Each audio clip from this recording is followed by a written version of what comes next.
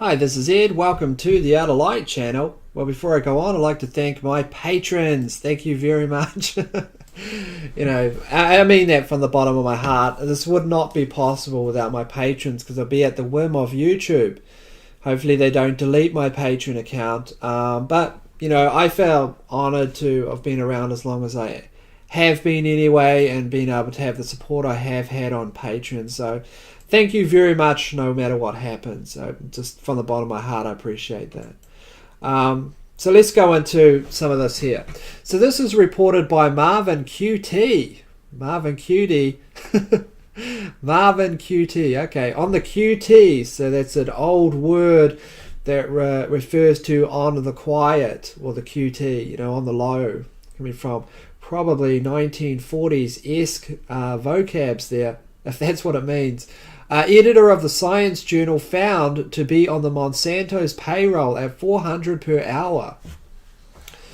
Well, I mean, what are you going to do? I mean, that's just crazy. You've got to earn some money there, right? So why not make a deal with the devil?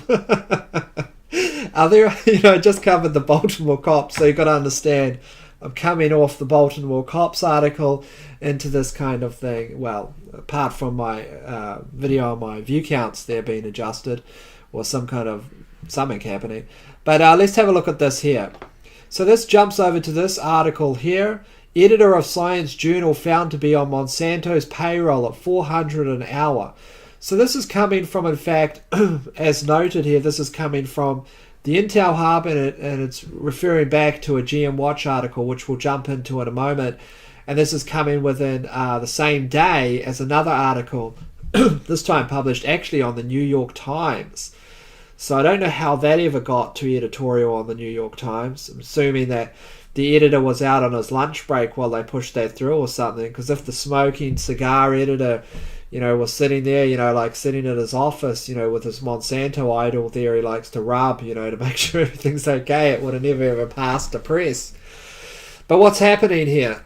Well, you've got to give props where props are due, right? So I know a lot of people think New York Times is fake news, but at least they reported on this. Monsanto emails raise issue of influencing research on Roundup killer. So this is just another example of Monsanto influencing research or researchers, or getting articles retracted, in this case from a scientific journal. But it's also interesting here because the New York Times article, and referencing this one here by the Intel Hub, is revealing that Forbes.com is a propaganda rag of Monsanto, really, doing whatever they say. So we'll go into these articles in a moment, but before we go on, it's just important to point out one thing, and that's the difference between something like the Steemit model, which is community-driven, and hopefully that will be the future, and something where these papers like Forbes and things like that have to have long-standing relationships with these places. These are advertisers, right? They advertise, I'm not saying they advertise weed killer on Forbes, but asymmetric. I mean, these companies are linked to other companies that create like beauty and skincare products or whatever.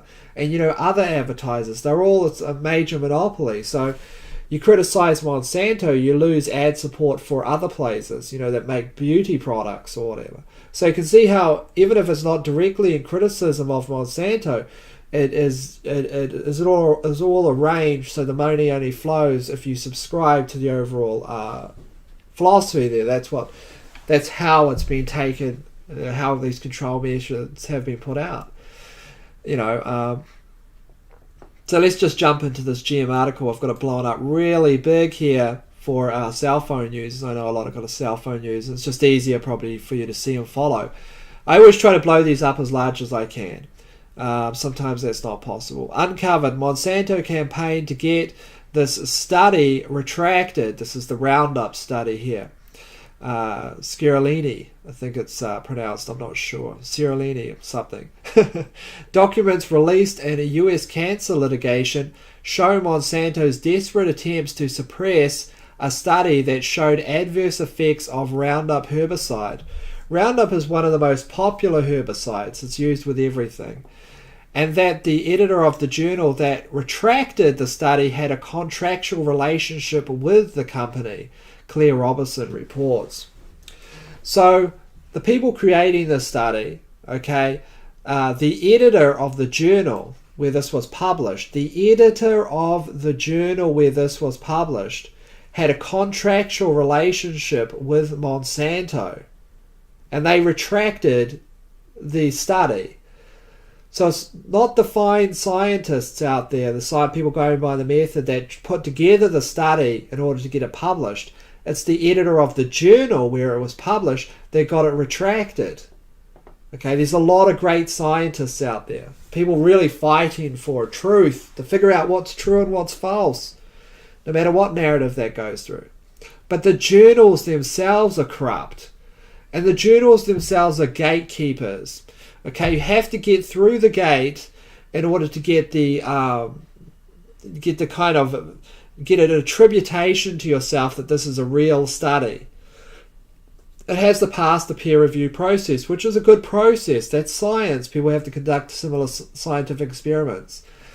But this is the gate mechanism in keeping information out. And the editor of this journal, who, that's what you do. I mean, it will get to the stage where Monsanto will, by proxy and cutouts, create their own journal by manipulation of the media cycles, make it hugely established, as this, like the Lancet or something like that. I'm not saying they are, but what I'm saying is you could create something like that as long as you control the flow of money and the media, which they do. All of these are connected. So there you have the editor of the journal that retracted the study had a contractual relationship with Monsanto. So let's keep on going down here. Internal Monsanto documents released by attorneys leading US cancer litigation show that the company launched a concerted campaign to force the retraction of a study that revealed the toxic effects of Roundup. We're talking about probably cancer-causing effects here. The documents also show that the editor of the journal that first published the study entered into a contract with Monsanto in a period shortly before the retraction campaign began. So he was paid off. So it happens. People will be paid off as long as they're given enough money. Not all people, but a volume of people. There's some people you couldn't pay off if you gave them a moon of gold. Okay, there's people out there with integrity and honor and believe in what's right, but unfortunately that's not most people. Hey, what am I to say? What am I to say about these people? I mean, I don't think it's right. I think it's really wrong. But it could have been money and Monsanto. I don't know what Monsanto is capable of. I mean, they probably got their kids in a closet somewhere and won't release them unless they retract the study. I mean, that's the kind of level you're dealing with here. But still, it's not right. Okay, you leave the study, you leave it, and you don't get paid off. You don't take bribes. Is everyone here corrupt? It just seems like it's just so much corruption. It's unbelievable. The study, led by Professor G.E. Ciarlini, I think I'm probably butchering that, showed that very low doses of Monsanto's Roundup herbicide had toxic effects on rats over a long-term period, including serious liver and kidney damage. So very low dosages. So if it affects, of course, rats are used, rats are used in scientific studies to test medical effects because, if they affect these animals, then they probably affect other animals, people, etc. So if it affects rats, it probably affects people. Additional observations of increased tumour rates in treated rats would need to be confirmed in a larger scale carcinogenic study. Or a study regarding around cancer. So what does this mean? Well, it means that, everyone was saying, remember all those TV shows? You don't even have to wash your carrots. You don't have to wash your tomatoes. Why would you have to do that? You're a conspiracy theorist. These don't affect you. It's like that Penn and Teller show, which was, excuse my French, called Bullshit. That was actually the name of it.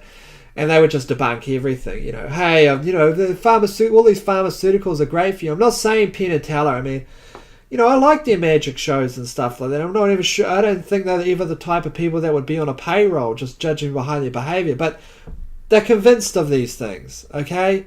They really do think that's the way the world works. They really do think that 9/11 wasn't an inside job. That's what Penn and Teller used to say. Guess what? On a video of Penn a few years ago, he was saying he doesn't know now. I'm questioning it. And, that's a great thing, He's got he says a lot of very good things, I think, Penn Jillette, and, when he had a YouTube channel, was lots of interesting things. At least he says it real. What else can you expect? I think he's a real person. I don't think he's on the payroll. I'm just saying, you kind of believe this. You can see in the TV show that organic food was quote-unquote bullshit. It wasn't real. It didn't matter. He also said that hypnosis, it's not real.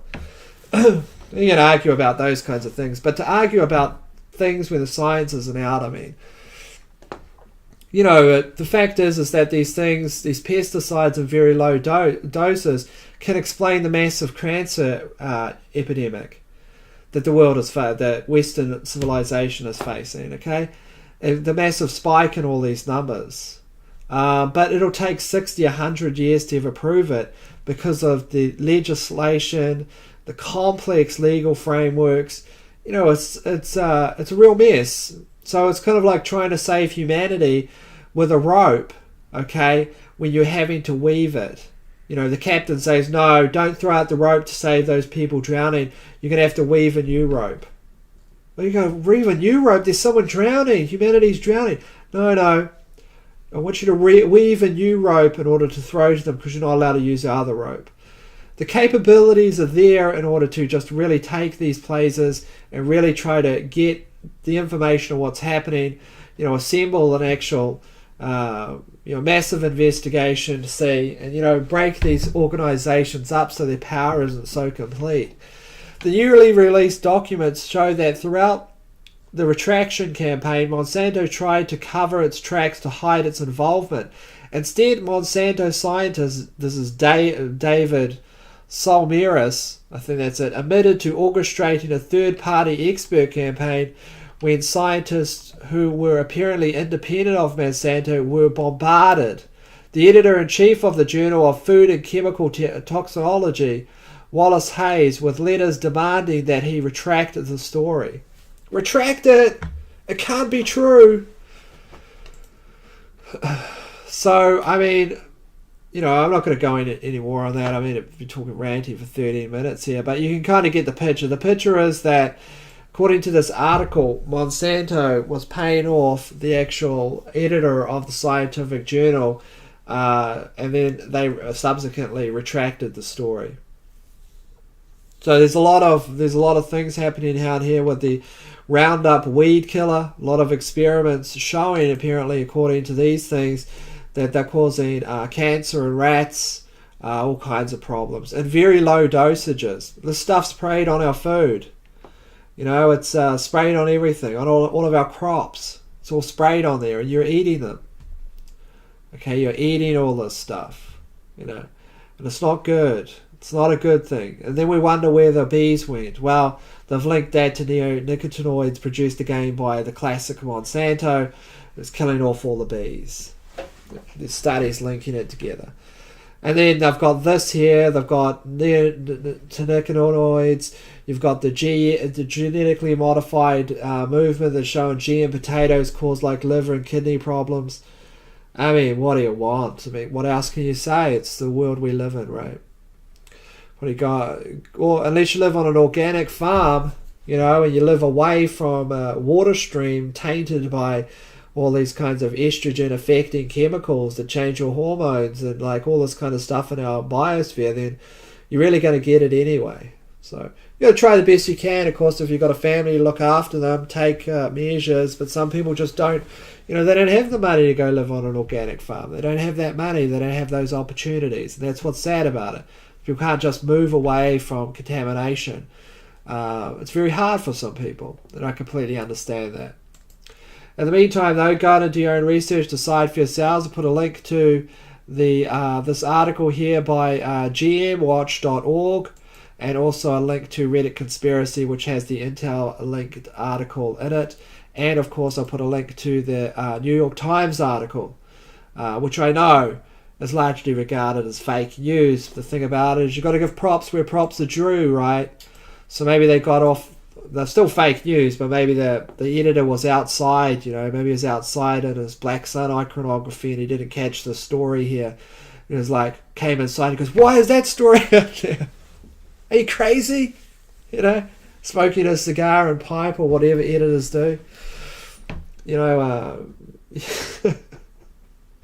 Or whatever, right?